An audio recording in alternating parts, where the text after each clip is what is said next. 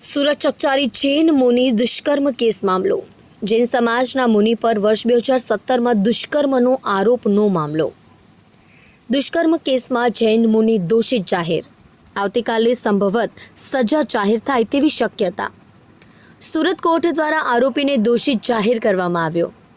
નાનપુરા સ્થિત ટીમલિયા વાડ ખાતે આવેલ મહાવીર દિગંબર જૈન મંદિર ઉપાશ્રયમાં બિરાજમાન મૂળ મધ્યપ્રદેશના 49 વર્ષીય આરોપી શાંતિ સાગરજી મહારાજ ઉર્ફે સજનલાલ શર્મા દોષી જાહેર।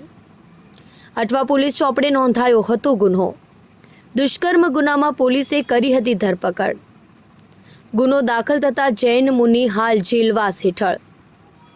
વડોદરાની શ્રાવિકા યુવતીને પરિવાર સાથે ધાર્મિક વિધિ માટે મુનિએ સુરત બોલાવ્યા હતા। એકાંત રૂમમાં લઈ ગયા બાદ તેની જોડે દુષ્કર્મ આચર્યું હતું। અટવા પોલીસ મથકમાં ઇપિકો કલમ 376(1), 376(2) અને F હેઠળ ગુનો દાખલ કરવામાં આવ્યો હતો।